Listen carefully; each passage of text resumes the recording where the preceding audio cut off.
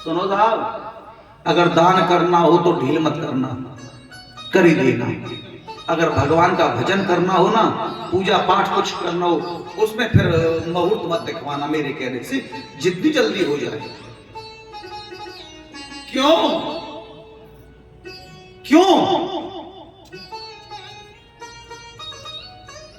जब तेरी डोली निकाली जाएगी,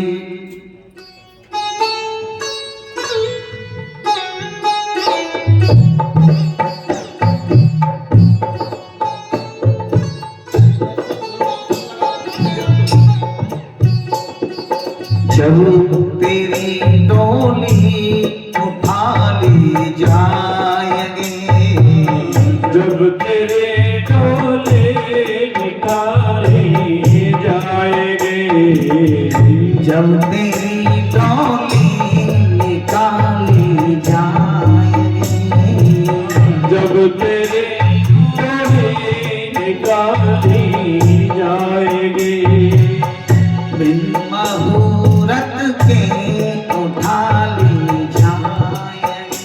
हाँ बिन मुहूर्त के उठा ले जाएंगे। भैया कोई मुहूर्त नहीं होता, लेकिन मैं तो आपसे व्यास गादी से इतना बोलूंगा, इतना अच्छे काम के लिए जितनी जल्दी हो जाए कर देना।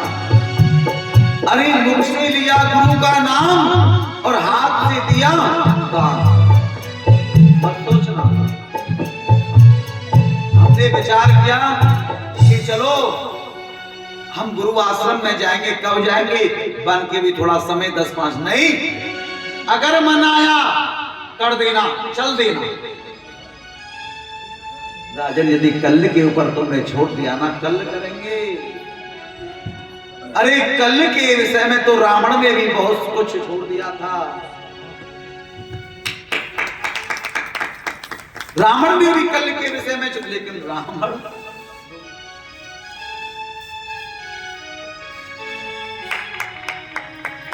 सोचा कि कल, लेकिन रावण की कल नहीं आई और रावण चला गया।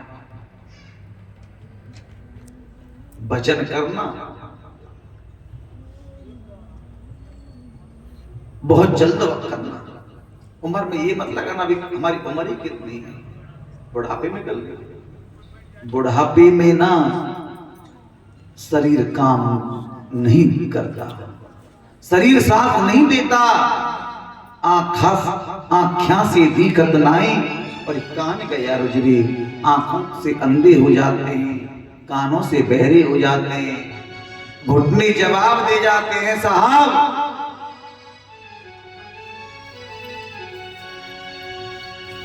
उमा कहूं मैं अनुभव अपना, कहूँ मैं अनुभव अपना, उमा कहूं मैं अनुभव अपना, कहूँ मैं अनुभव अपना, हरि के भजन बिन जगत सब सपना, हरि भजन जगत सब सपना। ये संसार है एकदम सपना है, और सत्य है तो केवल गोविंद नाम का भजन है। राजन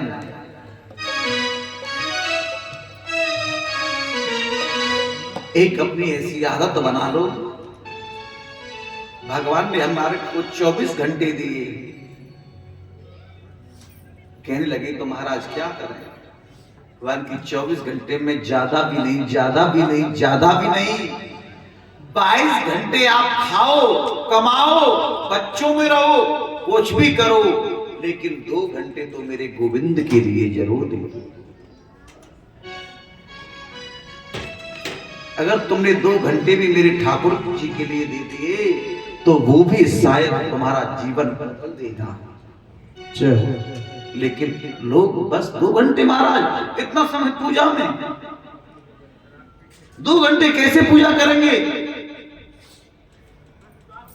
राजन, जो तुम काम कर रहे हो पेट भरने का, औलाद पैदा करने का, ये काम तो एक पशु पक्षी भी कर लेते हैं। ये मानुष का शरीर तुमको इसलिए नहीं मिला। इसलिए मिला है संतों का संग करो, सत्संग करो, भगवान का भजन करो। जिन कानों से तुमने कभी हरि की कथा नहीं सुनी, वो कान किसके समान होते हैं साहब? कुकर के समान, सर्प के समान। बोलो क्या होगा? अब मैं आपको बड़ी सुंदर कथा में लेके चलता हूँ। कल कथा को कहाँ विराम दिया था हमने? हम गोवर्धन के राज्य के तलहटे में विश्राम कर रहे थे पूजा करने के बाद में, वहीं रुक गए थे। अब चलेंगे गोवर्धन के राज्य में प्रवेश करते हैं। बोली गोवर्धन नाथ की जय, गिरिराज धरण की जय हो, श्री के लोठा की जय हो, ताऊ दादा की जय हो। ब्रजवासी जब पूजा करने लगे, आज मेरे गोविंद गिरिराज बाबा सामने साक्षात प्रकट हो गए और चार भुजा धारण करके लाओ लाओ मचा रहे हैं। ब्रजवासियों लाओ, ब्रजवासियों लाओ।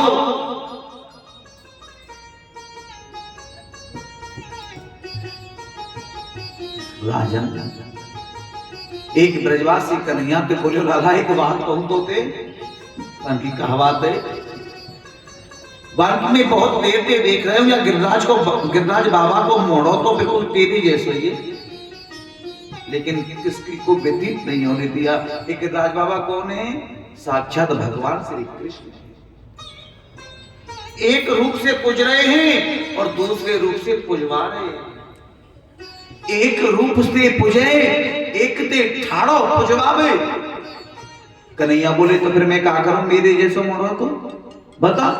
नहीं नहीं, मैं तो पूछ रहा हूं, पर तू एक बात तो बता कि तेरो गिरिराज बाबा ना लाओ लाओ मचारो, लाओ ब्रजवासियों, लाओ ब्रजवासियों, लाओ ब्रजवासियों। तेरो गिरिराज बाबा कितने दिन आते भूखो है?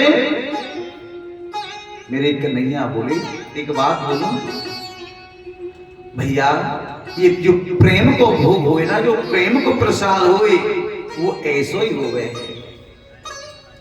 ना। कन्हैया, मैं तो तू यार पूछ रहे हो तेरो गिरिराज बाबा कितने दिन आते भूखो है, कछु हमारे काजे छोड़ेगा कि नहीं छोड़ेगा?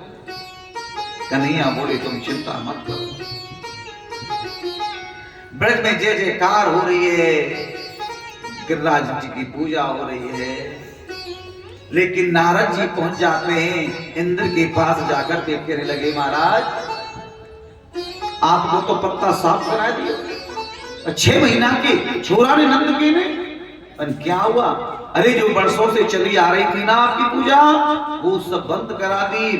एक रूप में खुद खड़े हैं और एक रूप से पुजवा रहे हैं। अच्छा यही बात है।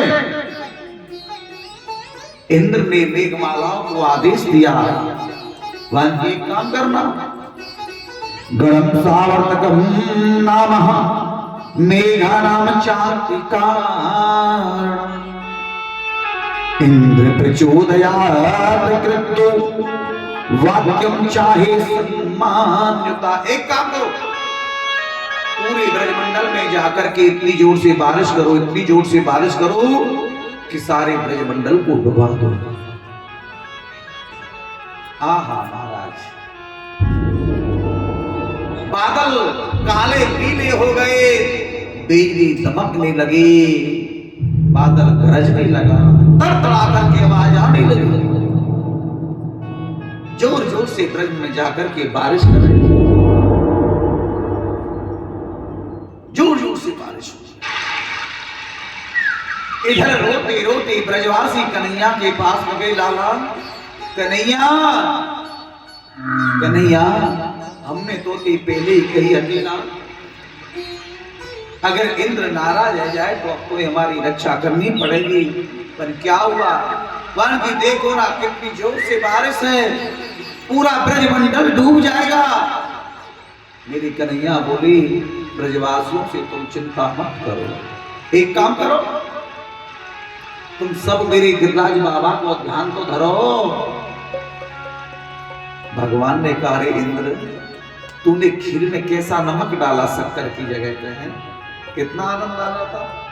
और तूने एकदम बारिश। ब्रजवासियों ने ध्यान गिरिराज बाबा का किया और कहने लगे, गिरिराज धरण हम तेरी शरण, और हम तेरी शरण प्रभु तेरी शरण। गिरिराज बाबा का ध्यान करने लगे। मेरे गोविंद ने तुरंत गिरिराज पर्वत को उठाया और अपनी कर्ण की उंगली के नख पर धारण कर लिया। बोलिए गिरवरधारी भगवान की जय। हो नख पे गिरवर दीनो धारे, कन्हैया मेरो पार। नख पे गिरवर दीनो धारे, कन्हैया मेरो पार।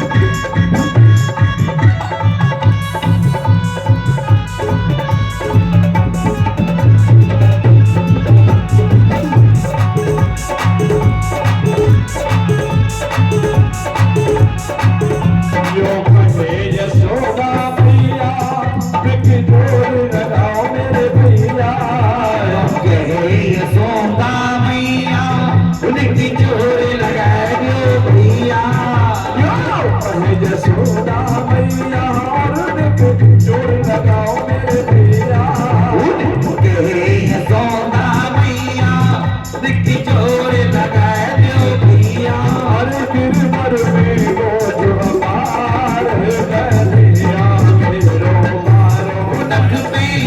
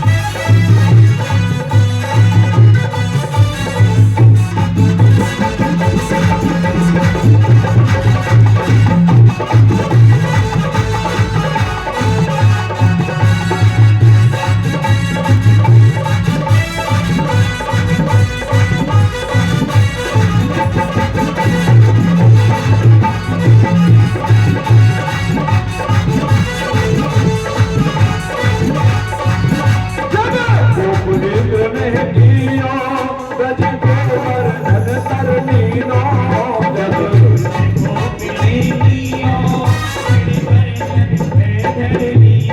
अरे जब को इंद्र ने कीना ब्रज गोवर्धन तरलीनो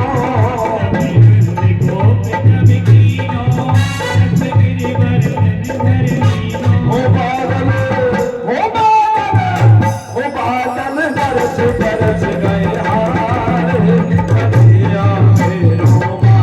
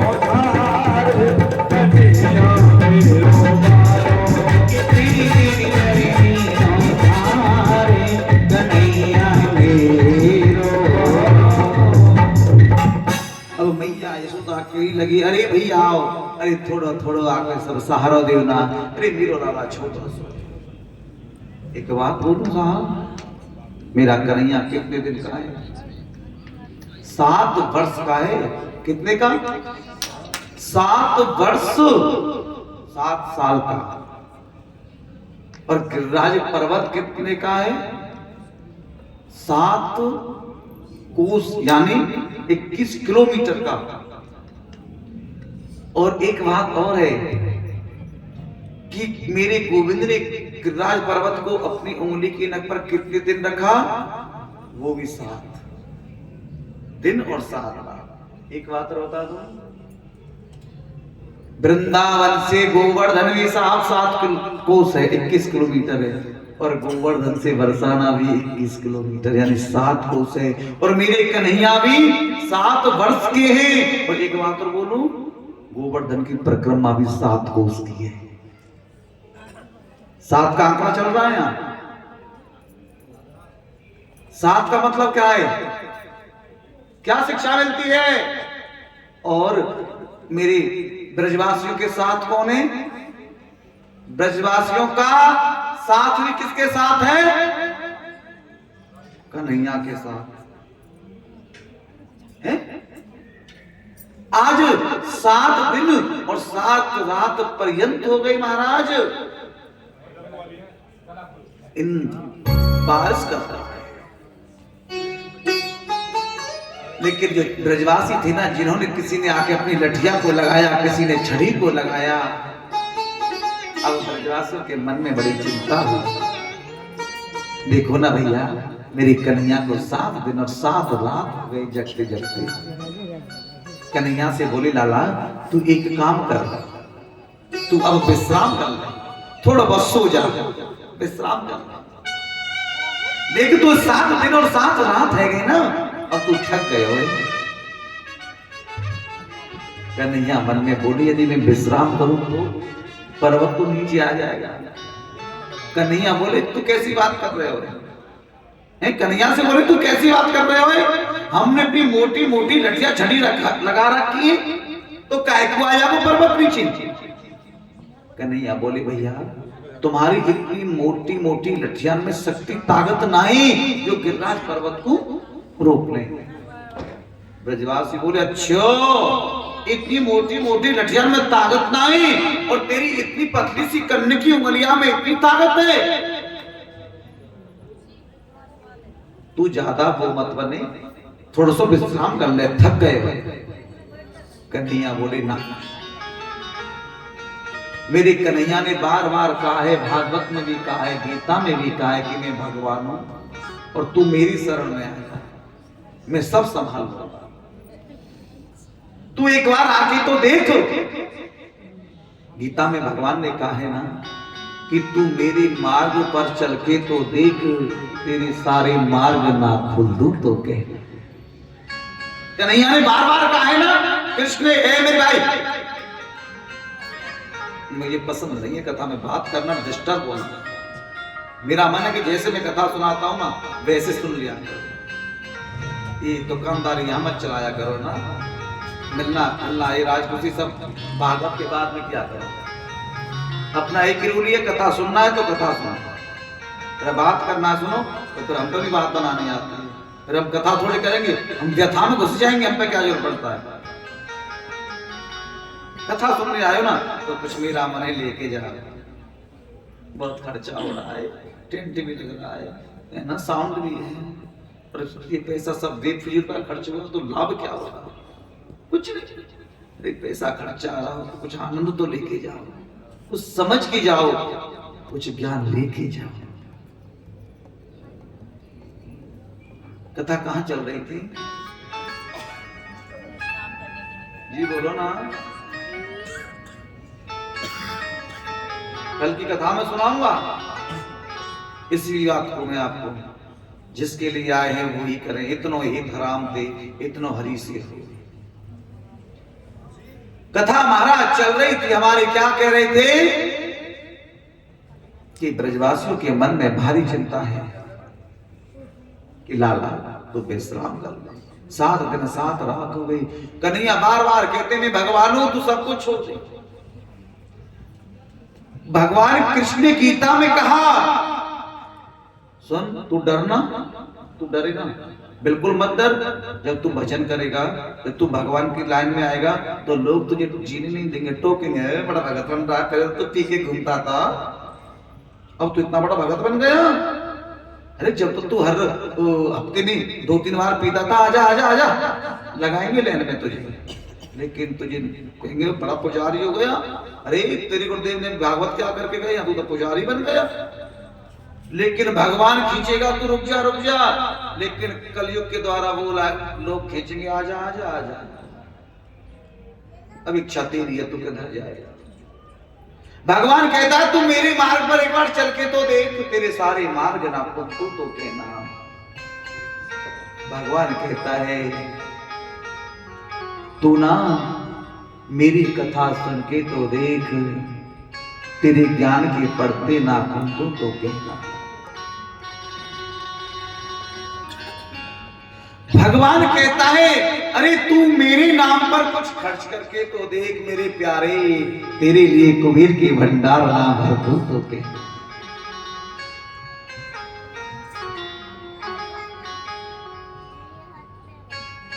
लेकिन जब तू मेरे पास आता ही नहीं है तो मैं क्या करूं? बोलो ना, भगवान के नाम पर कौन चला? भगवान के रास्ते पर, भगवान की तरफ कौन चला? मीरा।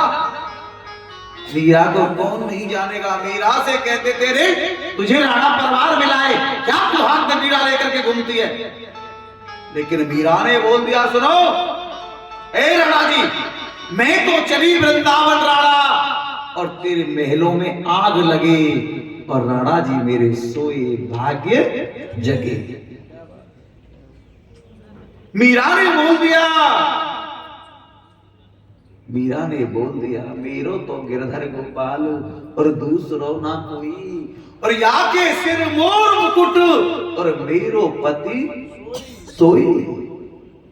बोलो ना, कौन नहीं जानेगा मीरा को? लेकिन भगवान बार बार कहते हैं, ब्रजवासी बोले तू भगवान है।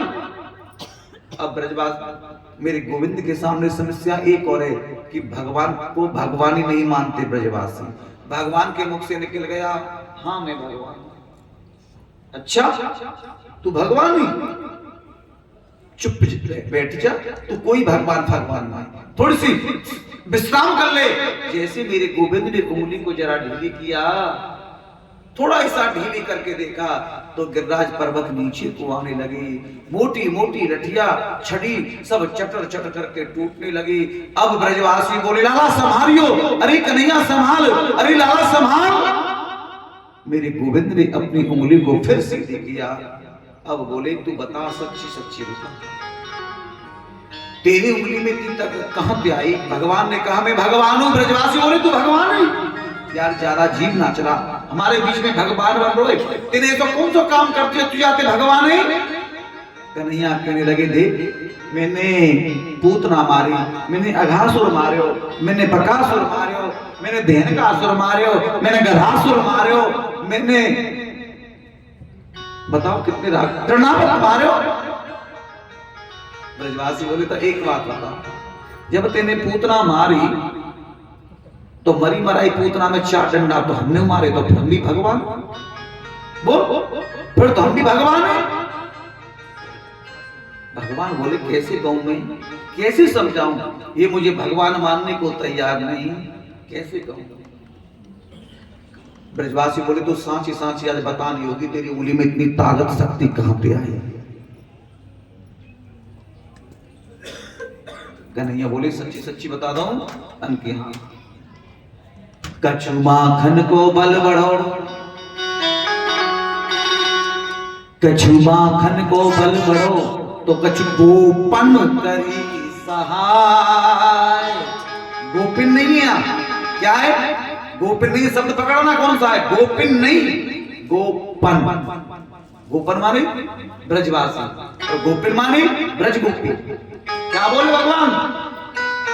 कछु माखन को बल बढ़ो और तो कछु गोपन करी सहाय।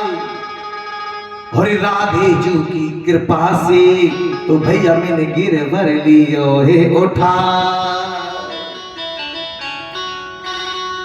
ब्रजवासी बोली बिल्कुल सही बात है, तो मैया यशोदा ने जो माखन मिश्री खिलायो वाकई ताकत कन्हैया बोल दिया। और देख राधा रानी की तो पे विशेष कृपा है ही है, राधा रानी की तो तेरे ऊपर विशेष कृपा है ही है, उसका तो वर्णन कौन कर सकता है। एक बात बताऊं, जिसके ऊपर मेरी राधा रानी की कृपा हो जाएगा जीवन बदल जाता है।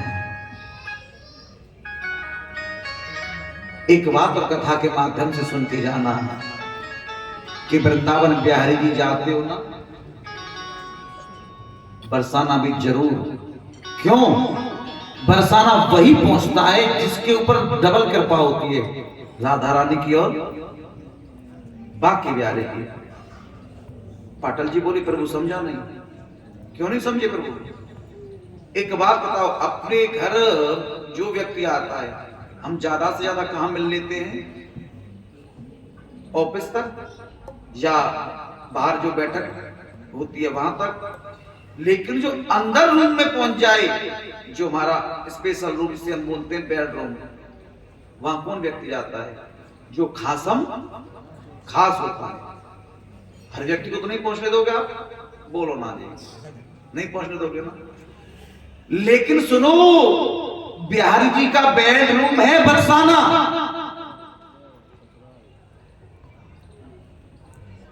ससुराल नहीं, बेडरूम है। और बेडरूम हर व्यक्ति को नहीं दिखाया जाता, हर व्यक्ति नहीं पहुंचता है।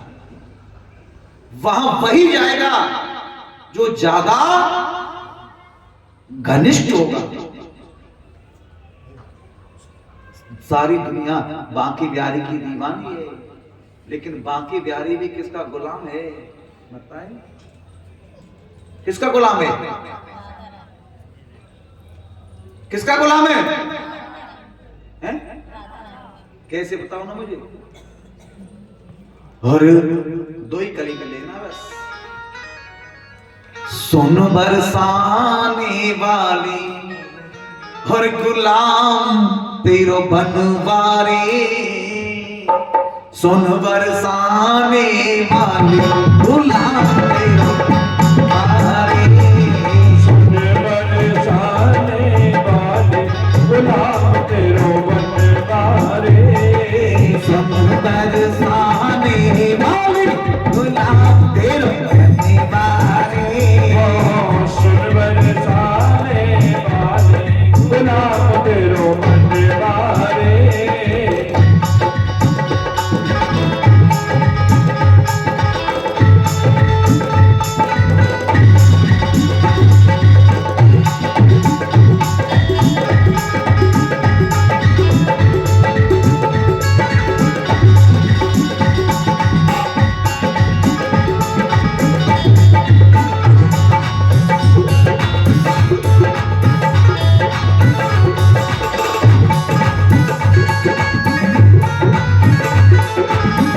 तेरी पायलिया पे बाजे मुरलिया, तेरी पायलिया पे बाजे मुरलिया, ओ तेरी पायलिया पे बाजे मुरलिया, तेरी पायलिया पे बाजे मुरलिया, छम छम नाचे मेरे मारे गुलाम तेरो बनवारे, जमी जमी नाचे दीवाने गुलाम तेरो बनवारे, बनवारे बनवारे गुलाम तेरो बनवारे। तो कहने लगे जिस पर राधा रानी की कृपा हो जाए तो समझ लेना कि डबल कृपा है भाई। हाँ भैया ये बात मेरी तेरी बिल्कुल सही है। ब्रजवासी कहने लगी क्यों कि मैया यशोदा ने तो अपने हाथ से माखन मिश्री खवायो और राधा रानी की तो तुम पे विशेष कृपा है ही है। जो माँ अपने बेटे को पहले अपना स्तनपान कराती थी ना तो पहले झगड़ा होता तो क्या बोलते थे मालूम है, तेरी माँ ने दूध पिलाया है तो सामने आ जा। लेकिन साहब अब माँ बच्चे को दूध नहीं पिलाती, क्या पिलाती है, बोतल निप्पल है दूध जो मुंह में जन्म लेने के बाद में तुरंत तो मुंह में दे देना। आदत कितने डाली माँ ने, ऐसे बाबू सही तरह बैठ जाओ। हाँ आदत किसने डाली, माँ ने। बड़े होकर के फिर वैसी बोतल पीने लग गए। लेकिन राजन ब्रजवासी कहने लगे तो हमने तेरी क्या सहायता करी लाला।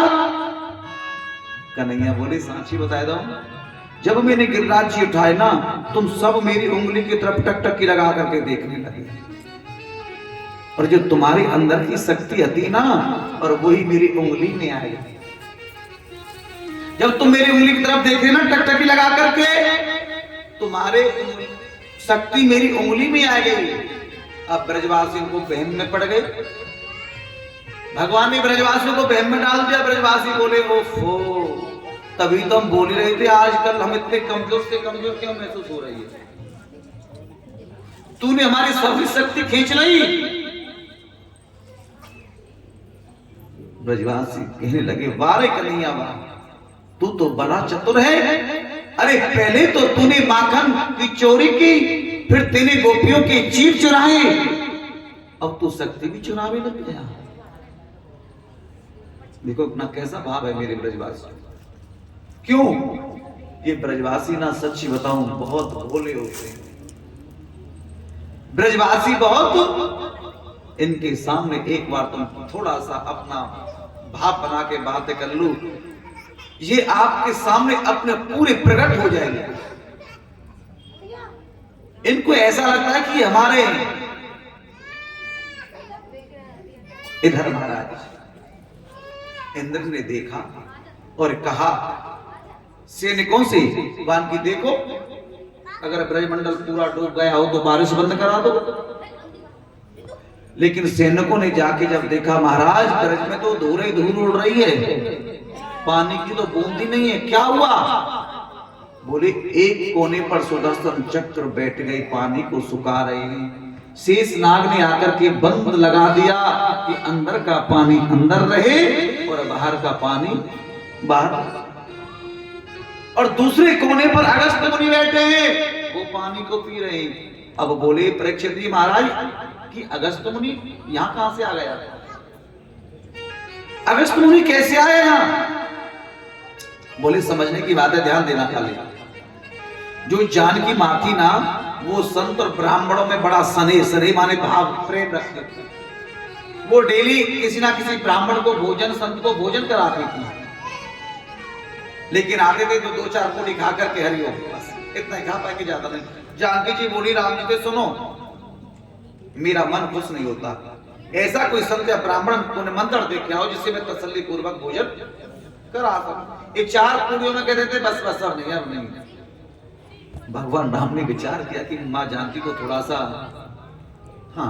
अवमान सा हो रहा है, तो राम जी ने अगस्त मुनि के सहारा कर, प्रभु कल सुबह का प्रसाद कुटिया पर है।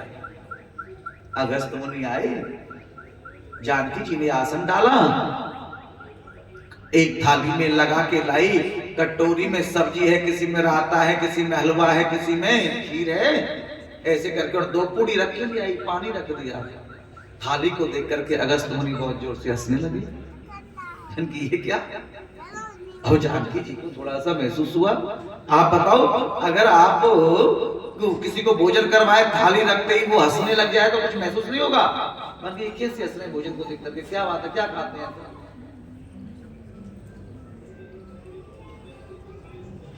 महाराज जानकी जी ने पूछा क्या हुआ, आप हंस क्यों रहे हो? बोलो ना, कोई गलती हो गई? नहीं नहीं नहीं नहीं, जानकी माँ मैं ये सोच रहा था आप इस थाली को लेकर आइए, कटोरियों को मैं नाक में डालूं या आंख में डालूं या कान में डालूं? अरे भोजन कराओ ना, तरीके से कराओ, श्रद्धा से कराओ। माँ जानकी जी ने कहा आप करो तो सही। रिद्धि और सिद्धि को बुला लिया, वो रसोई में भोजन बना रही है, माँ जानकी जी भोजन परोस रही है। जब माँ जानकी जी भोजन परोस रही है, सुबह से शाम हो गई। महाराज और तो चले कहा 12 दिन और 12 रात हो गई, लगातार कंटिन्यूस भोजन चल रहा है, रात और दिन बंद नहीं है, सोना बैठना कुछ नहीं है। 15 दिन हो गए और रात हो गई। जानकी जी बोली अगस्त मुनि से, सुनो महाराज ये कहते हैं जब आधा भोजन हो जाए तो बीच में पानी पी लिया करते, नहीं तो गट्टा लग जाता है गले में। आधा भोजन हो जाए तो पानी पी लिया करते हैं। अगस्त मुनि जी बोले जानकी जी देवन की बिल्कुल सच कह रही हो आप, आधा भोजन के बाद में पानी पीना चाहिए, लेकिन मैं कैसे पानी पीऊं? अभी मेरा आधा भोजन नहीं हुआ, अभी तो शुरुआत हुई है। जानकी जी घबरा रही, क्या कि 15 दिन और 15 रात में तो महाराज बोल रहे हैं कि शुरुआत हुई है। राम जी के पास पहुंची जानकी जी ने कहा सुनो जी, ऐसा संत ब्राह्मण दोबारा कभी फिर मत बुलाना ने मंत्र दे करके। अरे श्रद्धा की भी एक मर्यादा होती है और मर्यादा की भी एक टांग होती है, लेकिन 15 दिन और 15 रात में तो कह रहे हैं महाराज अभी तो शुरुआत हुई है। अगर हम कोई कथा में ऐसो लिया में जो 2-4-6 घंटा लगातार खामतो रहे तो क्या कहेंगे कि गुरुदेव और तो सब सही चलेगा, पर ये वाला दोबारा मत, ये वाला। और हुआ था ऐसा मेरे साथ में, हमारी दिल्ली सादरा अशोक नगर में कथा चल रही थी, आप बुरा मत मानो, एक कीबोर्ड वाला आ गया था, तो कहीं से 5-5 के हिसाब से 5 लोग थे, नहीं 6 लोग 7 थे, तो नाश्ता में 5-5 सबके नाम से परांठे आए थे कि 5 वो 5 वो 5 वो। उस समय हम पूजा में लगे हुए थे अपनी में दोनामनी में, भगवान से लड़ रहे थे। वैसे पूजा तो क्या करती है, बस इनसे लड़ना ही होता है। शास्त्री जी वहां पंडाल में पूजा करा रहे थे, ये कुछ लोग मस्ती छान रहे थे, कोई फोन में कुछ। अब वही बैठे मिल गई महाराज, टिपन लग के आया। अच्छा है, सर्दियों का दिन थे थोड़े से। महाराज ने कपड़ा देके तौलिया लपेटी खा लिया है, बैठ गए आसन लगा। टिपन खोलने के बाद में कल हरिंदर जी कह रहे थे, गुरुदेव ऐसे व्रत से क्या फायदा है? एकादशी से क्या हुआ? मन की एकादशी का व्रत करें और 1-1 किलो दूध निपटाए दें। फिर बात हमने कि भैया हम ना पी के जा रहे हैं, हमसे कह रहे हो। मैंने क्या हम बनाए थे वाले 35 पराठे निपटा के चकाचक सो गए और टिफिन वगैरह सब में ही छोड़ दिए लगा के। शास्त्री जी गए पूजा करके, गुरुदेव आज कुछ नाश्ता पानी नहीं आया का? मैंने कि भैया बर्तन तो बज रहे थे लेकिन मैंने देखा नहीं। क्यों नहीं देखा? मैं करता नहीं हूं सुबह। और कुछ ढोलक वाले सब बोले गुरुदेव कुछ। मैंने कि भैया मैंने मां फोन किया, मैंने कि कुछ भाई आलू वगैरह तुमने कुछ भेजा नहीं है नाश्ता के लिए? बोली गुरुदेव हमने तो भेज दिया। मैंने क्या? मन की पराठे भेजे। मैंने कितने? मन गुरुदेव कम तो नहीं रह गए। मैंने तो 5-5 के हिसाब से 35 भेजे थे। जो महाराज 35 तुमने खा के पलीत तो सो रहे हो फिर पूंछड़ी के लौटा की तरह। हमने पूछी भैया कुछ नाश्ता पानी? मन गुरुदेव आया था मैंने कर लिया। ये कहां जाएंगे, इनका क्या होगा? तो सुनो, हमने भी फिर माफी मांग ली वापस। मैंने सुन, अगर हमें संगीत कलाकार नए मिलेंगे तो हम कथा ही पीछे को कर देंगे, पर तो ना बुलाएंगे, तो ये ना बुलाएंगे। क्यों? हम तो एक टाइम भोजन करने वाले। तो 35 ने एक ही संग रखता है। देखो शाम को तो नामों ना ले लो, बताओ पाठ को नाम ले लो। अगर ये तुम्हारा भाव बन जाए भोजन को भेजो न 2-3 घंटा आ जाए थाली से लड़ते लड़ते, शाम को तुम कहोगे गुरुदेव मैं तो आज ना गौशाला जाना है, मुझ पे समय नहीं है। सोचेंगे 3 घंटा में अब सुर जाऊं तो शाम को फिर 3 घंटे के भोजन नहीं चाहिए है? अब जानकी जी घबरा गई कि ऐसा ब्राह्मण दोबारा मत बुला के लाना, बिल्कुल नहीं चलेगा महाराज। भगवान समझ गए, ठीक है मेरे गोविंद आए। मेरे गोविंद ने एक तुलसी दल का पत्र लेकर के अगस्त मुनि को और इशारा करके कहा प्रभु अब यही जयकारा लगा दो। अगस्त मुनि को तुलसी दल का पत्र दिया और जैसे लिया ओम गोविंदाय नमो नमः महापूर्ण हो गया। इससे क्या शिक्षा मिलती है? कभी बगैर तुलसी के भोग नहीं लगता है। एक चीज ध्यान रखना, इसके साथ में 2 बात और बताऊंगा। एक संडे यानी इतवार को तुलसी नहीं उतारी जाती है और एक एकादशी और दिन छिपने के बाद। बस ये नोट जरूर करके जाना। कहीं सोचे गुरुदेव कथा में बता गई देखिए तुलसी का बिना दो तुम संडे को भी दो और महाराज जी एकादशी को भी दो। जितना पुण्य ना कमाए से ज्यादा पाप कमाए।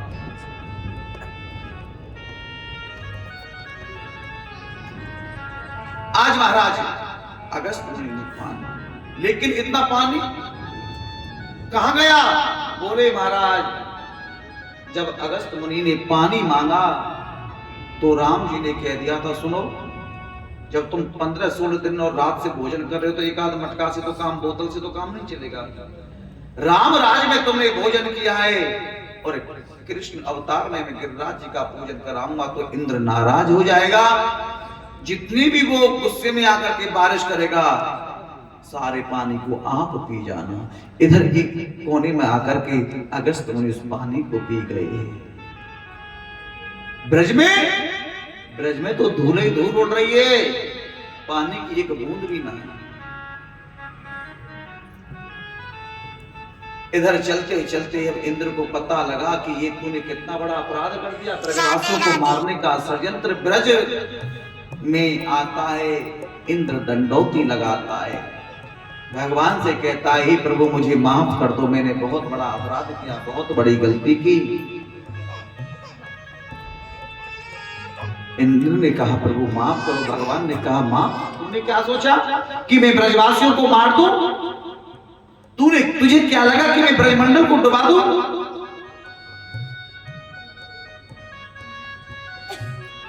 मेरी बात समझना ब्रजवासी कौन है? ये ब्रजवासी मेरे प्राण हैं। ये ब्रजवासी कौन है? भगवान बोले कौन है ब्रजवासी?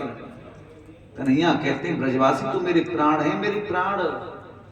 ब्रजवासी वल्लभ सदा और मेरे जीवन प्राण, और इन्हें ना तनक विसारी और वो नंद बाबा की नंद बाबा कौन है? कन्हैया के बाबा, बाप। कन्हैया कहते मैं नंद बाबा की सौगंध खा के कहता हूं ये ब्रजवासी मेरे प्राण हैं, मैं कभी इनसे दूर नहीं हो सकता। इंद्र क्षमा याचना करता है, दंडोत करता है, प्रभु मुझे माफ कर दो। भगवान ने कहा रे इंद्र तूने क्या सोचा? मैं ब्रजवासियों के साथ और अपने भक्तों के साथ हमेशा रहता हूं, हमेशा हमेशा हमेशा। भक्त हमारे पग धरे और वहां धरूं मैं हाथ। जहां मेरे भक्त हैं पैर रख के चलते हैं ना, कांटों पे चलते हैं या कांचों पे चलते हैं, उनके पैरों के नीचे, तलुओं के नीचे में अपना हाथ लगाता हूं। भक्त हमारे पग धरे और वहां धरूं मैं हाथ, और सदा संग लागत फिरूं, अरे कबहू ना छोड़ू साथ। तूने कैसे ये मन में विचार कर लिया कि मैं ब्रजवासियों को मार दूंगा, मैं ब्रजमंडल को डुबा दूंगा, और ये ब्रजमंडल तो मेरा घर है, घर। तो तेरी इतनी हिम्मत हो गई कि तू मेरे घर में आके ऐसा काम करे? इंद्र रोता है, कहता है प्रभु मुझसे बहुत बड़ी गलती हो गई, मुझे क्षमा कर दो, मुझे माफ कर दो। मुझे नहीं पता था, मैं बहुत अज्ञान हूं, लेकिन अब मेरी एक इच्छा है। भगवान बोले क्या? अब मुझे कुछ राज नहीं चाहिए, मुझे कोई सिंहासन नहीं चाहिए, तो अब जब से मैं ब्रज में आया हूं ना, तो मुझे लग रहा है एक छोटा सा स्थान मुझे यही दे दो, मैं अपना यही जीवन व्यतीत करना चाहता हूं।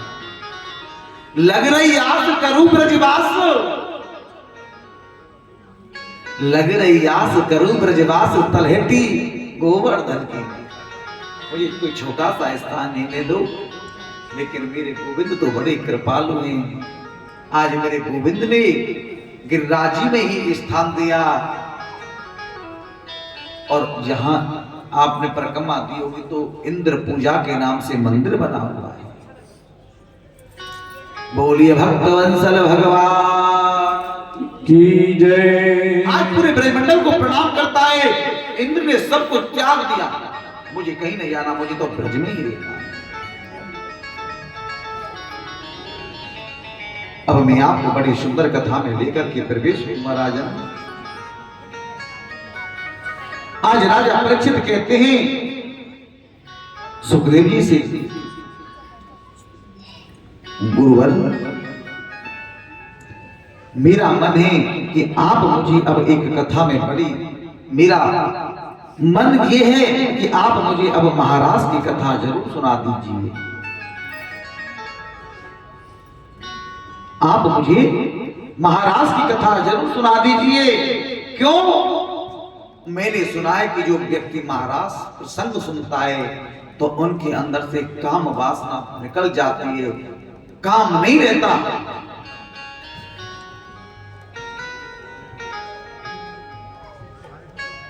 सुखदेव जी कहने लगे मैं आपको बड़े सुंदर प्रसंग में लेके चलता हूं। ब्रज के नंद लाला और राधा जी की सामरिया, और सब दुख दूर हुआ जब तेरा नाम लिया। रास का प्रसंग इतना पावन और अद्भुत है।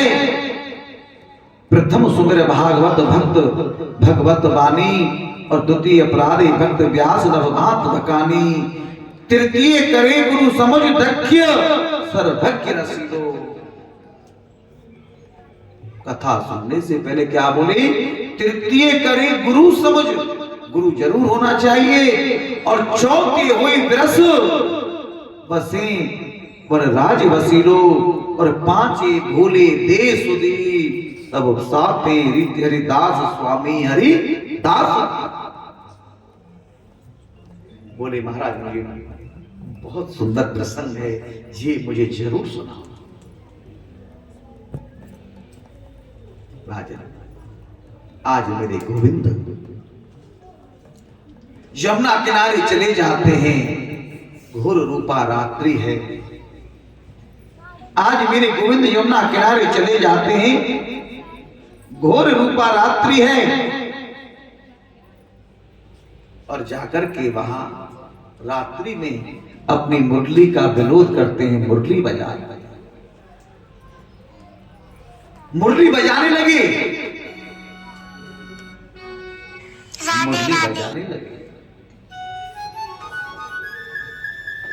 और जैसे मेरे गोविंद ने जब शरद पूर्णिमा की रात्रि में यमुना किनारे जाकर के मुरली को बजाया, मुरली का विनोद किया,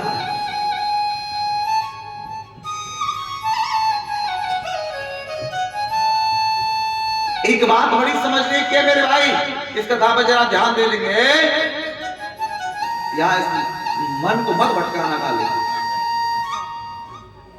जैसे गोविंद ने मुरली को बजाया, समझना कि मुरली है, मुरली कितनी है? मुरली है एक, और मुरली बजाने वाला है एक, और मुरली सुनने वाले हैं अनेक। अब जैसे मुरली को ब्रज गोपियों ने सुना तो मालूम है गोपियों को क्या लगा? गोपियों को ये लगा कि भगवान ने ना मुझे मुरली में मेरा नाम लेकर के बुलाया है। जो भी गोपी मुरली को सुनती है और दौड़ पड़ी कृष्ण से मिलने के लिए,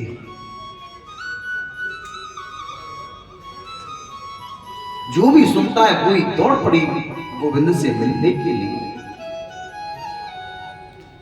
एक बड़ी विचित्र बात है, एक गोपी अपने बच्चे को दूध पिला रही थी, गोद में बिठा करके, और मुरली को सुना, बच्चे को गोद से उतारा और दौड़ पड़ी कृष्ण से मिलने के लिए। उसी समय एक गोपी स्नान कर रही थी, स्नान करते करते वस्त्र पहनने लगी, और जैसे गोविंद की मुरली को सुना, महाराज लहंगा पहनना भूल गई और साड़ी पहनकर दौड़ पड़ी कृष्ण से मिलने के लिए, दौड़ पड़ी कृष्ण से मिलने के लिए। और एक गोपी ना उसी वक्त अपने पति को भोजन करा रही थी, तो पति देव ने कहा दाल में थोड़ा राम रस कम है। राम रस का मतलब समझते हो? राम रस क्या होता है? नमक। पति देव ने मांगा नमक, और जैसे गोविंद की मुरली को सुना, नमक तो भूल गई और नमक की जगह पे दाल में शक्कर डाल दी और दौड़ पड़ी कृष्ण से मिलने, दौड़ पड़ी कृष्ण से मिलने के लिए। एक गोपी ना उसी समय अपनी आंखों में काजल लगा रही थी, एक आंख में तो काजल लगा लिया साहब, गोविंद की मुरली को सुना तो दौड़ पड़ी, दूसरी में तो लगाना भूल ही गई। एक गोपी जा रही थी, लेकिन कोई कोई पति देव बड़े खतरनाक होते हैं, कहते कहां जा रही हो? भगवान की मुरली, कोई कहीं नहीं जाएगा, कुछ नहीं। आकर के पति देव ने उसे कमरे में बंद कर दिया, कक्ष में कुंडी लगाई, ताला लगा दिया, नहीं जाने दिया। तो गोपी बोली सुनो ना, मैं मानती हूं आप मुझे नहीं जाने दोगे, लेकिन ध्यान से सुनना, तुम मेरे शरीर से प्रेम करती हो, तुम इस मेरे शरीर पर शहद लगाना, दूध लगाना, मक्खन लगाना, दही लगाना, और इस शरीर को चाट लेना, लेकिन तुम मुझे शरीर से नहीं जाने दोगे। अरे मेरा जो मन है ना, उन गोपियों से पहले गोविंद के चरणों में जाकर के प्रकट कर जाएगा। जय हो। तुम रोकोगे? मैं देखूं जिस ओर सखीरी, और सामने मेरे सामरिया। गोपी देखती है तो कन्हैया सबको अलग अलग दिखाई दे रहे हैं। वाह, भगवान देख करके मुस्कुरा तो गए, लेकिन मुस्कुराती मुस्कुराती भगवान ने एक प्रश्न कर दिया गोपियों से। कौन सा प्रश्न? एक बात बताओ, इतनी अंधेरी रात, रात्रि के 12 बजे इस जंगल में आप घर को छोड़कर के अकेली आ गई, क्यों आई? जाकर के आप अपने पतियों की सेवा करो, अपने बच्चों की सेवा करो। तुम सबको छोड़कर के यहां कैसे चली आई? तुमको नहीं पता इस निर्जन वन में कितने बड़े बड़े पशु जीव हिंसक रहते हैं, शेर, चीता, भालू। जाओ, लौट जाओ घर को। राजा परीक्षित सुनते सुनते सुखदेव जी से कहने लगे, गुरुदेव ये क्या हुआ? भगवान की बांसुरी को सुनकर, मुरली को सुनकर की गोपी आई, और गोपी आते ही भगवान ने मुस्कुराया और देखी, और देख करके बोले कि लौट जाओ। ये क्यों? सुखदेव कहने लगे, राजा परीक्षित, भगवान व्यक्ति को पहले तो अपने पास, और जब पास बुलाता है तो फिर वो परीक्षा ये लेता है कि देखूं तो सही ये संसारिक वासनाएं लेकर के आया है या वास्तव में फिर मेरे पास आया है तो अपने आप को सर्वस्व लेकर के आया। अगर संसार वासनाएं लेके जाता है ना तो फिर वो 20 से 20 वो 5 महीने वाली बात आगे बढ़ जाती है, फिर वापस हो जाता है व्यक्ति। लेकिन वो पक्का हो या कच्चा है तो लौट गया, पक्का है तो मेरा गोविंद उसे ठोकता है। देखो तो सही, क्यों जब हम भगवान के शरण में जाते हैं ना तो कष्ट आना प्रारंभ होता है। लेकिन मेरे गुरुदेव कहने लगे, अभी की बात है, मैं अपने गुरुदेव से मिला तो गुरुदेव बोले, बेटा अभी तो पता है, जब हम भगवान के पास चले ना, जो दुख पीछे को रखे रहे कहा है, भगवान उन्हें जल्दी जल्दी में काट दे, वो फिर बाद में नहीं परेशान करेंगे।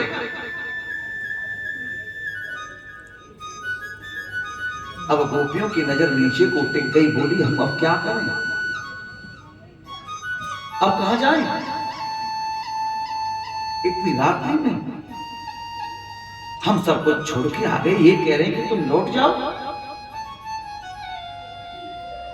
एक गोपी बड़ी चतुर थी, बोली, हे भगवान मेरा आपसे एक मन है प्रश्न करने का।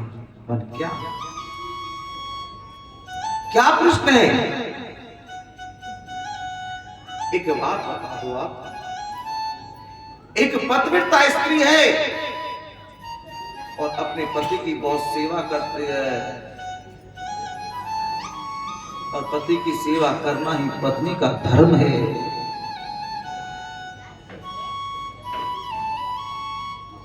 लेकिन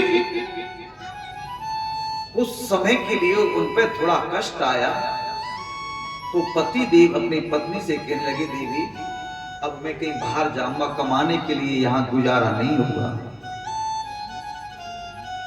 तो वो पत्नी कैसी थी, अपने पति से पहले भोजन नहीं करती थी साहब, पति को पहले कराती थी, बाद में आप करती थी। बहुत सेवा करती थी, रात्रि में अपने पति के पैर भी दबा दी। और ये हर पत्नी का कर्तव्य होता है। मैं बता रहा हूं, पति जैसा भी हो, एक गाना सुना था मैंने, बुरा हो भला हो मेरा पति मेरा देवता है। हाँ हाँ ठीक है, जैसा भी हो। लेकिन पत्नी ने कहा मैं कैसे रहूंगी यहां? तो पति देव ने एक फोटोग्राफर की दुकान पर जाकर के फोटो बनवाया, तस्वीर लाकर के पत्नी को दी। पति देव चले गए, पत्नी फोटो की सेवा करती है, भोग लगाती है, बैठ करके बड़ी पूजा करती है। लेकिन कुछ समय बाद पति देव वहां से आए, लेकिन हुआ क्या, उसी समय पत्नी अपने पति की फोटो की सेवा में लगी हुई है। उसी समय ड्यूटी से आए कमलेश, बोले हरिंदर की कमलेश गेट खोलते बारिश आ रही है। हरिंदर भी खड़े खड़े बारिश में भीज रहे हैं और कमलेश तो मंदिर के सामने बैठी है सेवा में। अब बोलो क्या करना चाहिए? बगल वाली पूछ ले, वो तेरी जैसी हुई तो फिर 100 में तो 100 ही आने। देख ले, और मुझे तो यही कैसे लग रहा मामला दोनों को बराबर ही हो शायद। हाँ, जैसे के पास में तैसे बैठे करे, चाहे कोई हो। बता, पूजा करनी चाहिए? बोलो ना। बोले नहीं, भगवान बोले बताओ ना, है? क्या कर? गोपियों ने कहा भगवान से बोलो। आप ही बोल दो लक्ष्मी प्यार वालो, ये प्रश्न तो मेरा हर कथा में उठता है और मुझसे ना हर व्यक्ति बोलता होगा कथा वाचक को। गेट खोलना कौन ने कही है? तो सच्ची बताता है, झूठ मत। कौन ने कही है? गेट खोलना पक्का? भगवान बोले गेट खोल देना चाहिए। क्यों? अरे अब सच्ची की पति आ गई तो फिर फोटो की कोई सेवा करने की जरूरत नहीं है। गोपियों ने कहा प्रभु कर दिया आपने फैसला? हाँ। तो गोपियों ने कहा प्रभु जहां तुम हमको लौटाने के लिए भेज रहे हो, वापस भेज रहे हो, वो इस शरीर के पति है।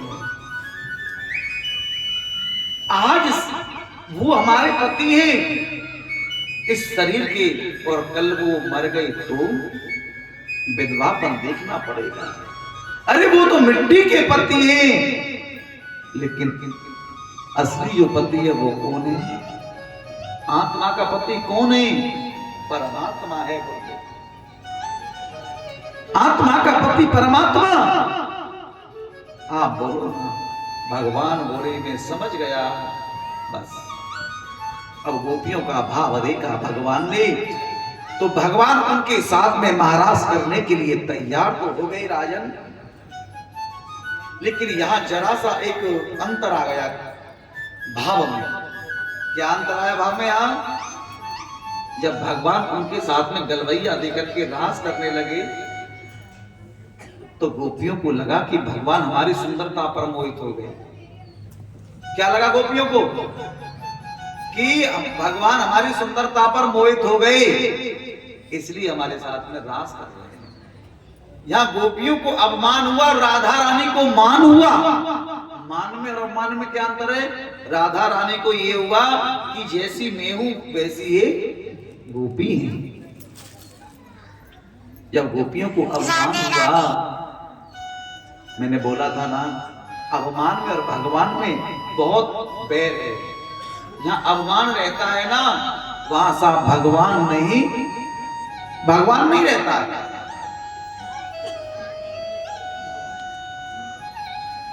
एक चीज नोट करना, अभिमान वाले व्यक्ति को कभी अपनी गलती नजर नहीं आएगी, चाहे वो कितनी भी गलती कर ले, अपनी गलती से कदाचित नजर नहीं आती।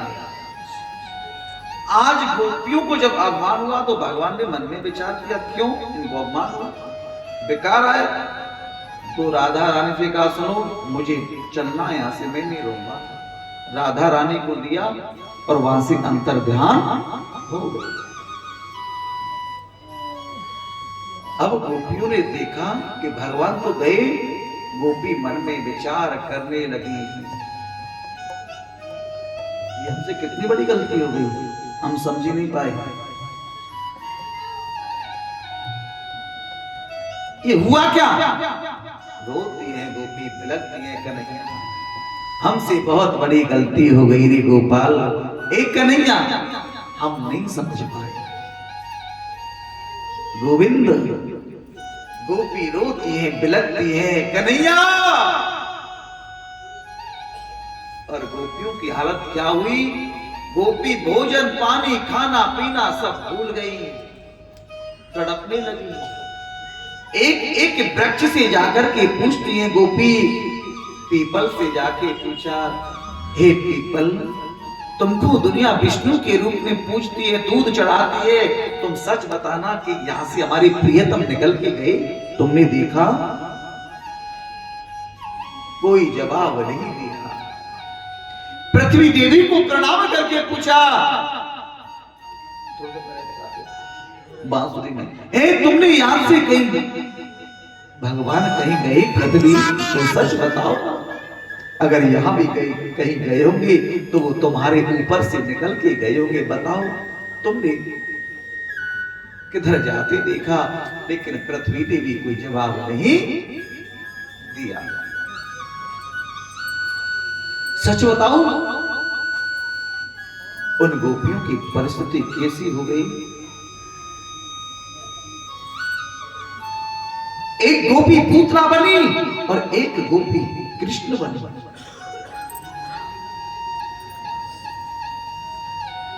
कृष्ण बनी गोपी ने पूतना बनी गोपी को नीचे पटक दिया और हल्ला मचाने लगी, देखो ब्रजवासियों आ जाओ, देखो मैंने पूतना को मार दिया, आ जाओ ना ब्रजवासी, आओ मैंने पूतना को मार दिया। आप ये मत सोचना कि वो मन से कर रही है, नहीं, भूल गए अपने आप को। मैंने बोला था ना कि प्रेम की भाषा क्या है, जिसने कभी प्रेम किया ही नहीं, अरे वो प्रेम की भाषा क्या जाने, और जो प्रेम गली में गया ही नहीं, वो प्रेम निभाना क्या जाने। आज गोपियों की स्थिति ऐसी हो गई, बिना कृष्ण की। कहने लगी गोपी, कृष्ण हमसे बहुत बड़ी गलती हो गई, हमको नहीं पता था कि आप हमको छोड़ करके चले जाओगे। गोपाल, हे मधुसूदन, हमको बिल्कुल नहीं पता था, कैसे करें?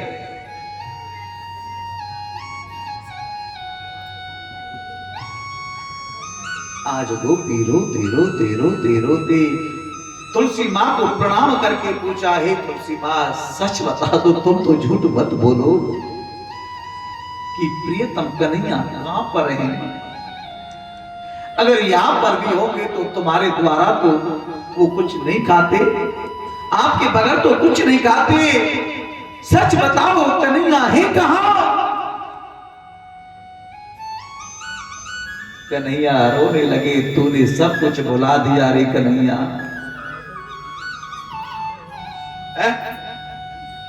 सावन चला गया, लेकिन गोविंद सावन चला गया रे कन्हैया, तू क्यों भुला गया? सावन चला गया रे कन्हैया, तू क्यों भुला गया? सावन चला गया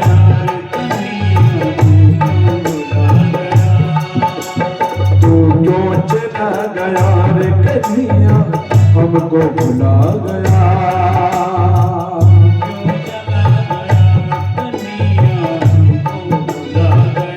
वो चलिया रे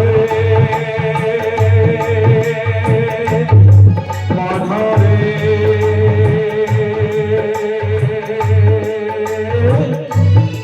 माधा रे, तू क्यों चला गया रे कन्हैया, हमको भुला गया। चला गया रे कन्हैया, भुला गया। हमको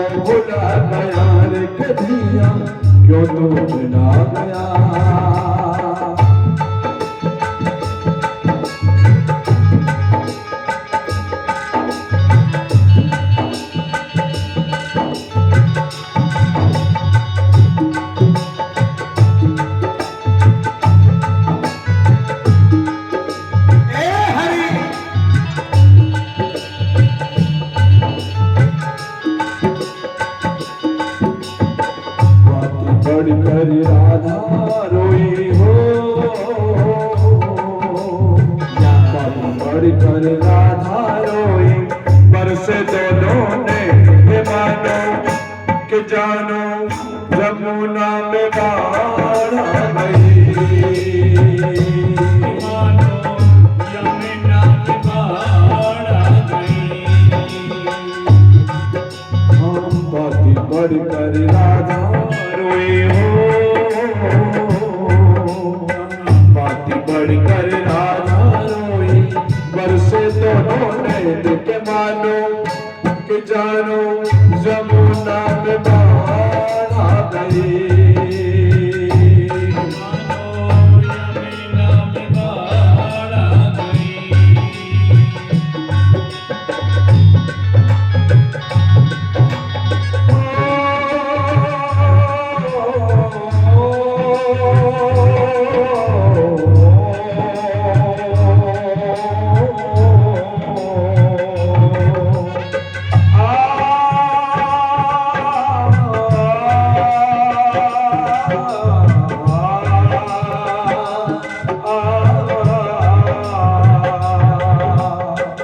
हमें ना भुलाना श्याम, हमें ना भुलाना, मेरा बुलाना श्याम, हमें ना बुलाना।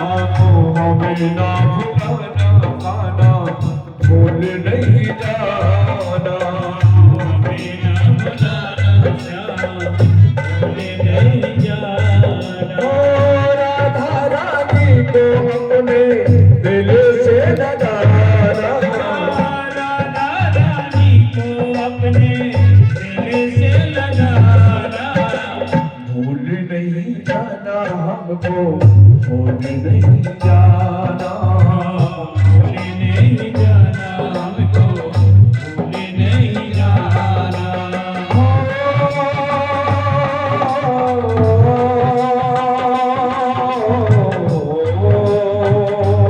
गाना रे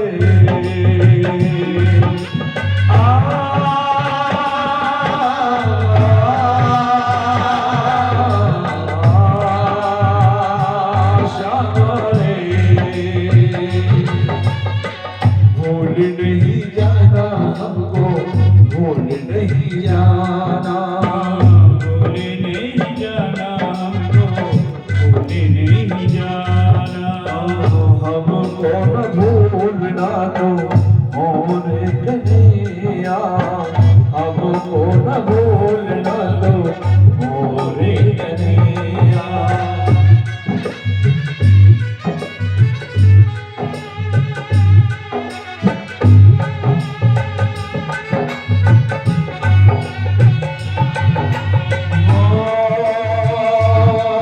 जिस दिल से जुदा तुम हमसे हुए,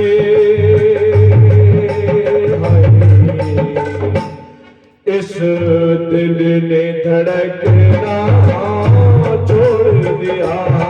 इसे दिल ने धड़कना छोड़ दिया। इस दिल ने धड़कना छोड़ दिया। इसे दिल ने धड़कना छोड़ दिया।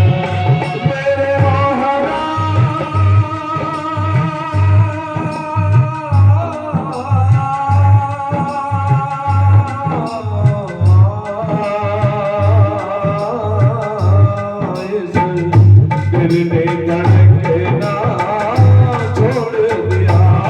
इसे दिल ने धड़कना छोड़ दिया।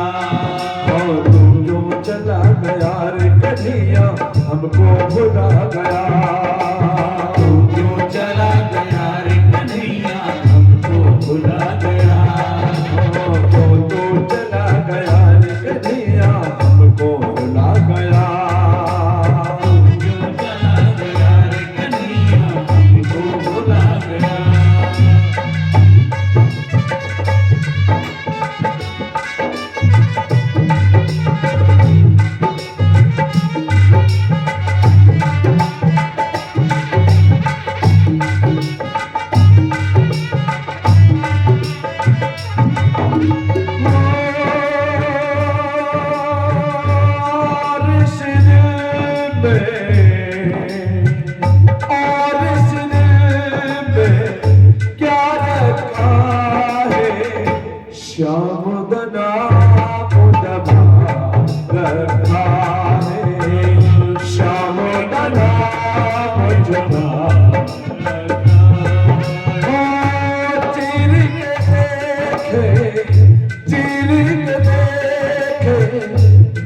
मेरा तो तेरा ही नाम छुपा रखा है।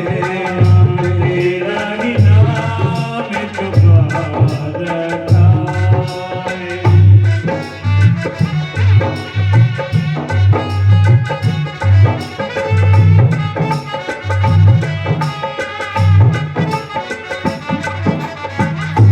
बुरी अटरिया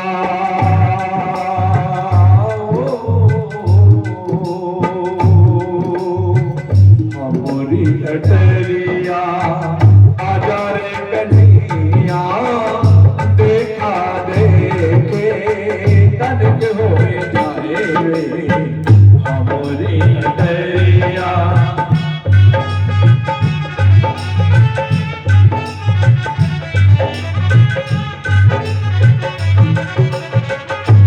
मुरी अटरिया आजा रे शहरिया देखा देखे तनिक हो जाए हमारी अटरिया।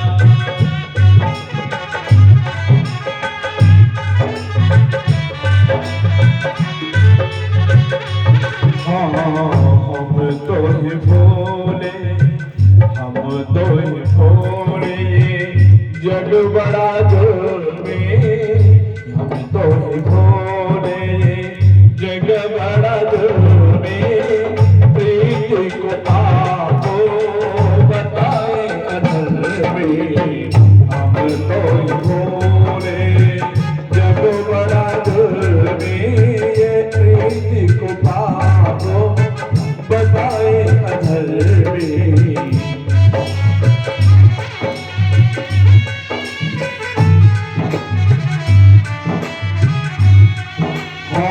जगत हंसे चाहे जगत हंसे चाहे तुम मत हंसियो तुम हंसियो तो गजब हो जाए रे। जगत हंसे तो तुम मत हंसियो तुम हंसियो तो गजब हो जाए रे। पिया मेरे बोलत पिया मोस बोलत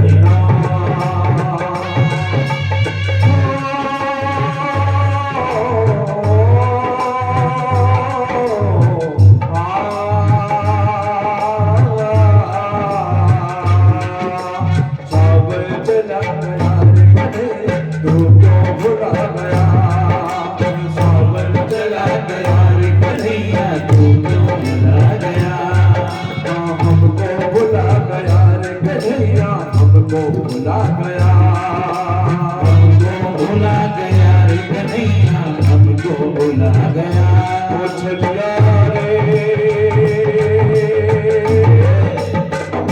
हो कान्हा रे हो छलिया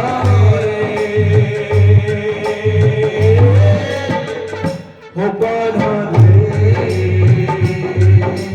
तू क्यों भुला गया रे कन्हैया हमको भुला गया।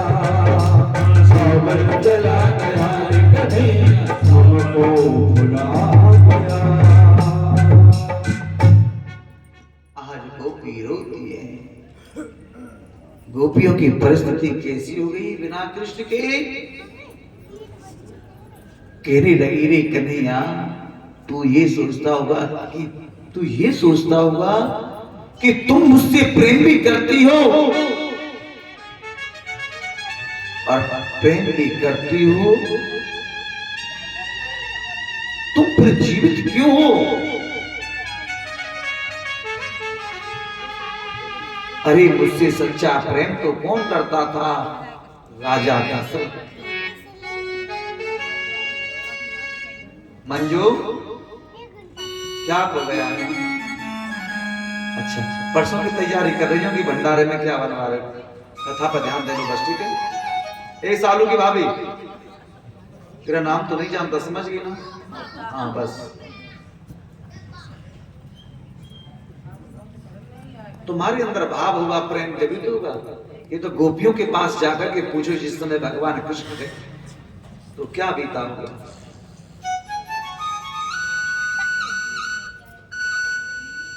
एक बार प्रेम से बोलो ना राधे राधे।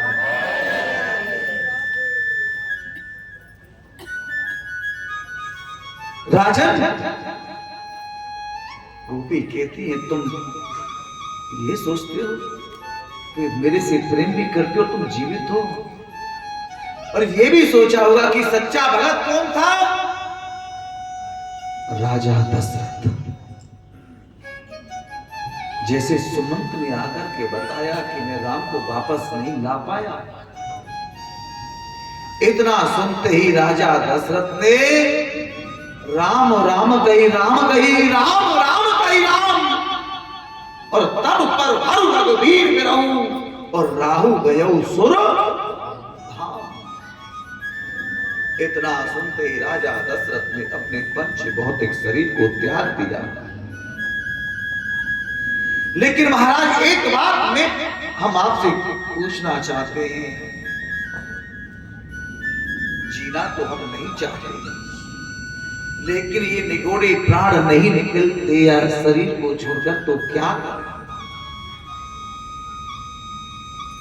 जिस समय मां जानकी अशोक वाटिका में थी ना, जब हनुमान जी महाराज उनकी खोज लगा करके आए तो आपने हनुमान जी से क्या बोला था? ए हनुमान, सीता मेरे बगैर जिंदा नहीं रही होगी, वो जीवित नहीं रही होगी। लेकिन हनुमान जी ने क्या बोला? महाराज, नाम बाहर दिवस रस और ध्यान तुम्हार कपाट, अरे लोचन निज पद जप प्राण जाय के बार।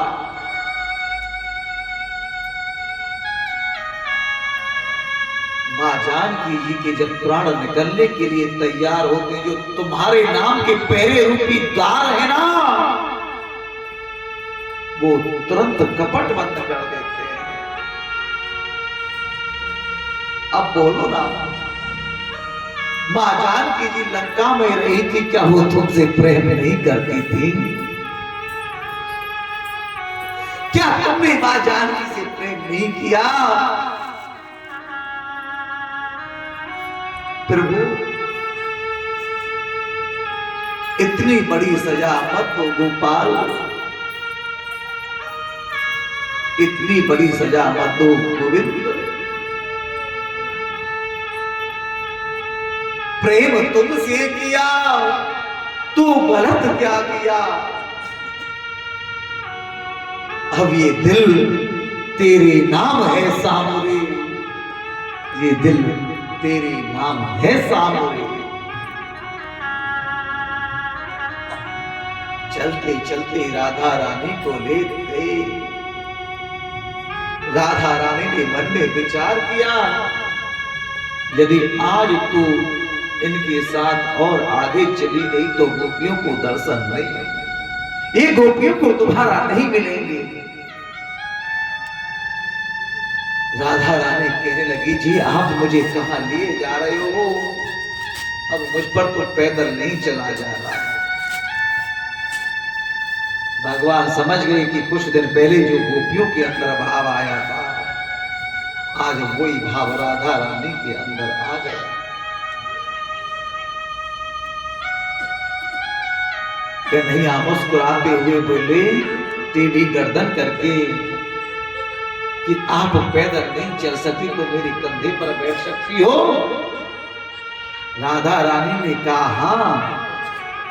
जैसे ही राधा रानी कंधे पर बैठने के लिए तैयार हुई, सो मेरे कृष्ण वहां से भी चले गए।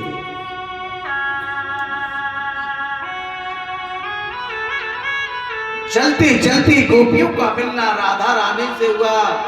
गोपी राधा रानी से कहने लगी, सुनो, तुमको भी छोड़ गई।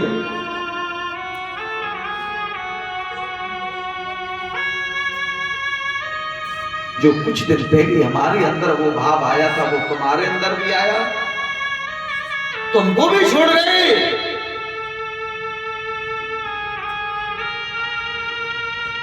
आज राधा रानी को लेकर के ब्रजगोपी मेरे गोविंद को खोजती है। खोजती खोजती खोजती यमुना किनारे आ गई और वहां कृष्ण कामना के लिए गीत गाती है।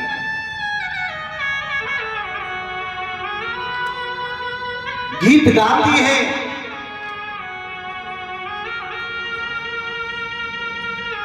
और कहती है गोपाल, हे गोपाल,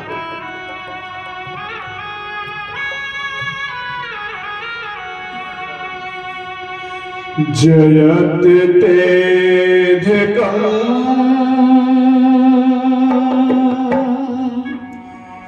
जमुना व्रजे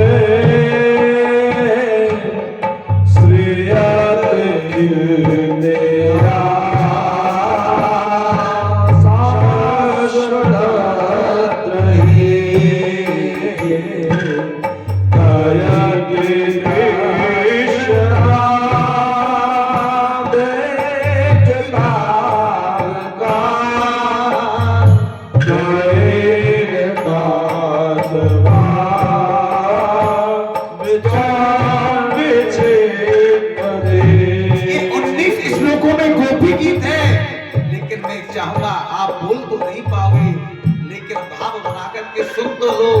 यहाँ गोपी गीत का नित्य प्रतिपाठ होता है, वहां कभी अहंकार अभिमान नहीं रहता। मेरा मन है भाव से आप बोल नहीं पाए, अपने नेत्र गोपियों वाला भाव बना करके, लेकिन सुन लो तो अच्छा रहेगा। सूरत नाथ रे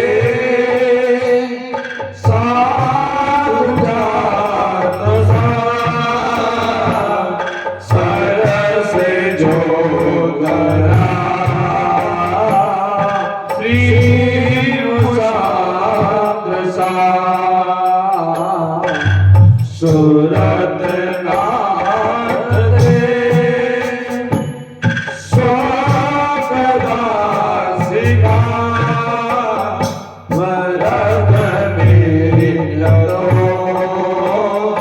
नेह किं वदन् विषजलाप्यया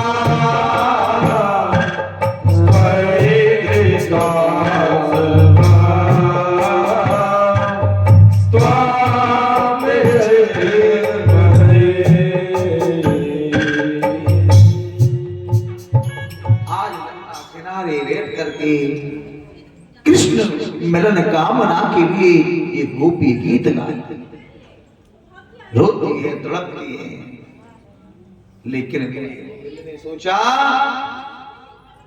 कि हाँ, गोपियों का भाव अब बदल गया है। आज जब गोपियों के रोते बिलखते यमुना किनारे देखा तो गोपियों के मध्य में आकर के मेरी गोविंद प्रकट हो गई। भोली रास बिहारी भगवान की जय। जब गोविंद प्रकट हुई तो गोपियों की स्थिति गोविंद ने देखी। सच्ची बताऊं, एक गोपी तो भगवान पर से देख रही है ऊपर को एक भौं चढ़ा करके, हाँ, कि मानो खा जाएगी क्या। इतना गुस्सा था। क्यों? हम तेरे लिए सब कुछ छोड़ के आ गए और तू हमको अकेला छोड़ करके चला गया।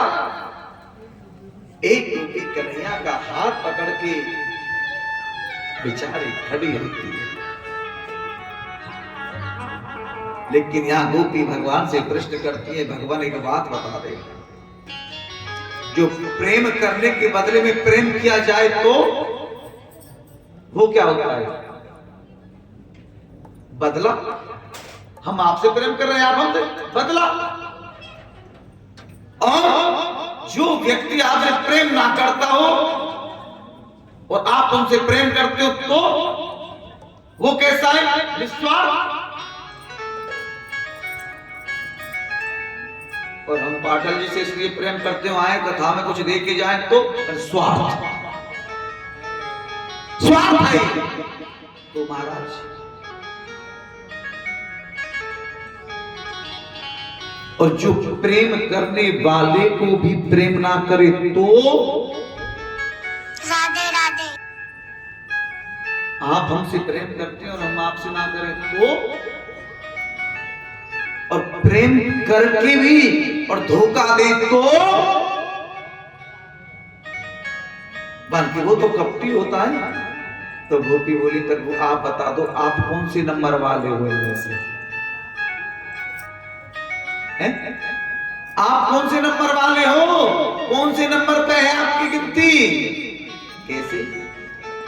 एक बात बताओ, आपने हमें बुलाया, हम आ गए, आप हमको धोखा देकर के चले गए। भगवान बोले नहीं, ऐसा नहीं। सुनो, यदि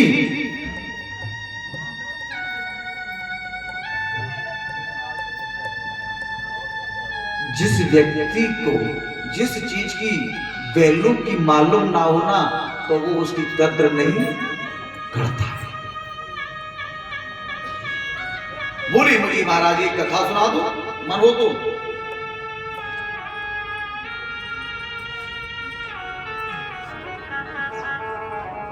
एक हीरा था, हीरा। कथा पे जरा ध्यान दे लेना मेरे भाई। कथा बता हमर सिंह, अरे ध्यान दे ले, पैसा में मत खोवे मेरे यार, ई माया संग ना चलेगी। चेत रे गुमानी नर्तन फिर ना मिले, प्री माया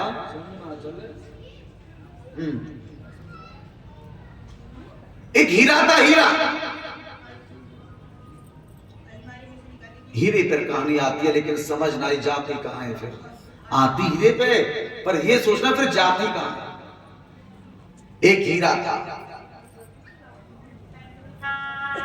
और एक नौकरानी का बच्चा, जो पोंछा वाली आती है, वो कहीं पोंछा लगाने के लिए गई। कहां? एक राजा के यहाँ। उनका एक बच्चा था छोटा सा, तो उस बच्चे को वो हीरा मिल गया और उसने वो हीरा उठा लिया। जब उसकी मां को मालूम पड़ा ये इसने क्या ले लिया है, तो उसने वो वहां से, किसी को मालूम ना पड़ जाए तो ऐसे रोड पर फेंक दी जाती। जब वहां से वो काम करके निकली तो हीरे को उठाया और हीरे को उठा के लेके चली आई। अब वही नौकरानी उस हीरे को लेके जाती है कहां? एक सुनार के पास।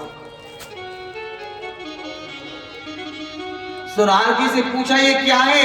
अब यहां सुनारके के मन में बेईमानी आ जाती है। पहले उस नौकरानी के मन में बेईमानी आई, फेंक दिया, फिर उठा के ले गई। अब उस सुनारके के पास लेके गई तो सुनार को पूछा ये क्या है? तो सुनार बोला ये कांच है। वो भी उसने वहां से फेंक दिया। तो नौकरानी वहां से चली गई तो सुनार ने हीरे को उठाया, रख लिया। अब उस सुनार ने उस हीरे को ले जाता है किसके पास? एक जोहरी के पास। सुनार ने जोहरी को हीरा दिखाया और बोला महाराज ये का है? मन की कांच है। अब यहाँ जोहरी के मन में भी ईमानी आ रही है। उसने फेंका सो हीरा टूट गया। हीरा टूट गया, लेकिन हीरा से एक संत ने प्रश्न कर दिया। कैसा?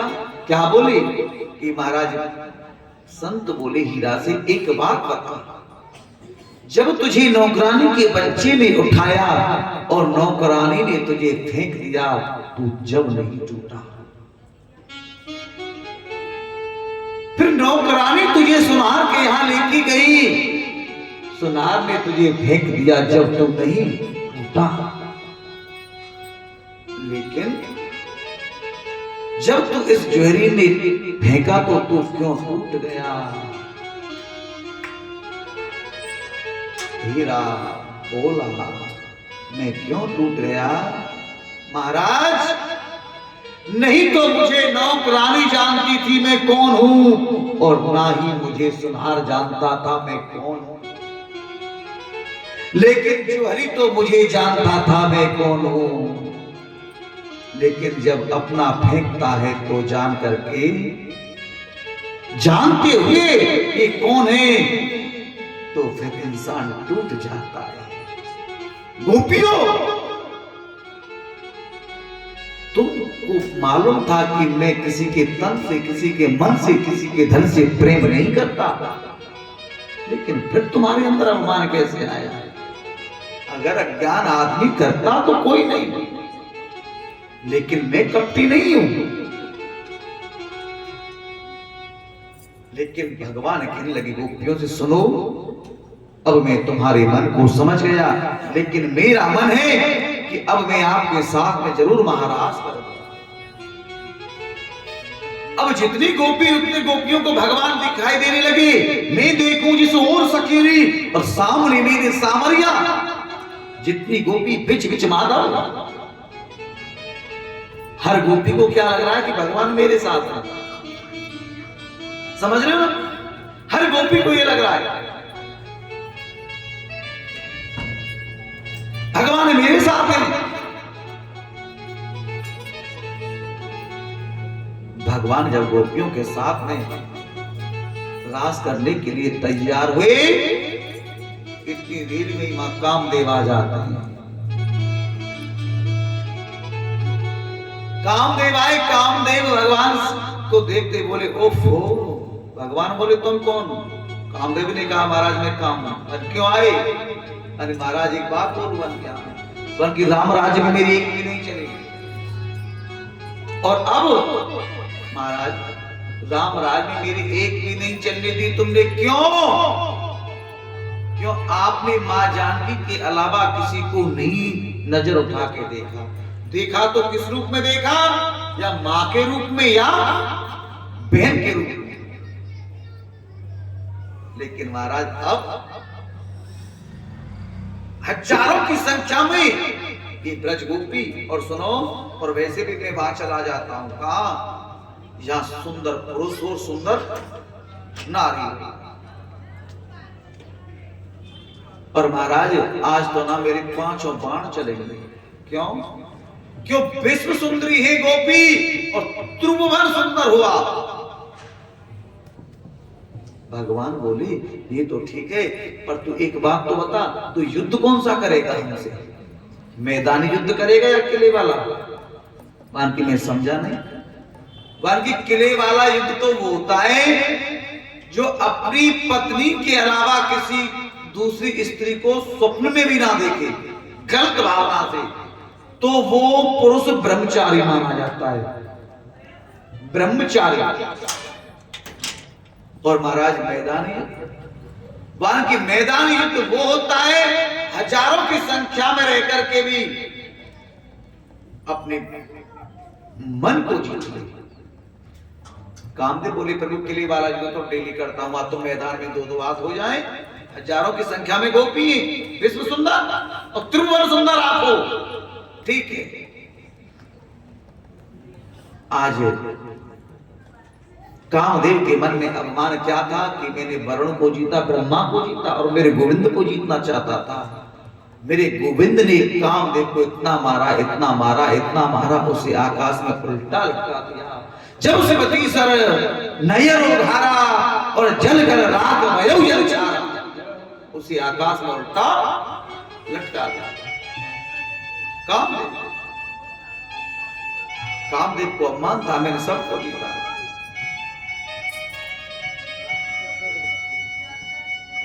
राजन, अब गोपियों के साथ में भगवान श्री कृष्ण महारास करते हैं।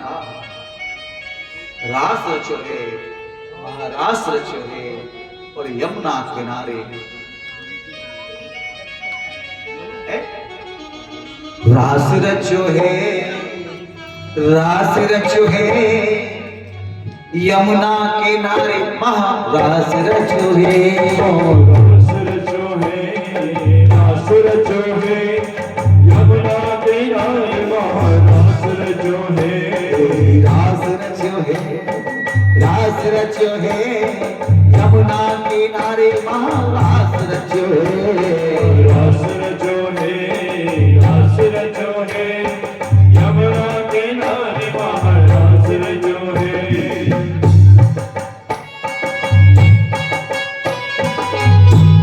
बोलिए रास बिहारी भगवान की।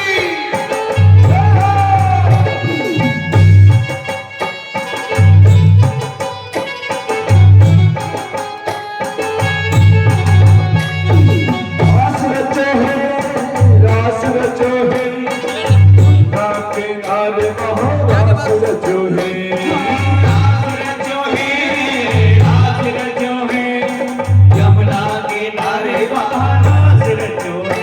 ओ रास रचो है, रास रचो है, यमुना किनारे महारास रचो है, रास रचो है, रास रचो है, यमुना किनारे महारास रचो है। हे ब्रह्मा नाचे, विष्णु नाचे, नाचे देवगण, महाराज विष्णु रचे नाच देगा, ब्रह्मा नाचे, विष्णु नाचे, नाचे देवगण, महाराज विष्णु नाचे नाच देगा, मन में रोहे गयो सखी पावन वृंदावन, मन मेरे मन गयो सखी पावन वृंदावन, हे मन में रोहे गयो सखी पावन वृंदावन, मन मेरा है गयो सखी पावन वृंदावन, रास रचो है, रास रचो है, यमुना किनारे महारास रचो है, रास रचो है,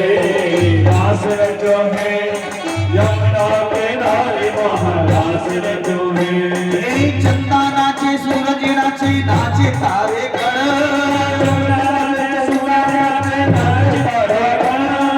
चंदा नाचे, सूरज नाचे, नाचे तारे गण,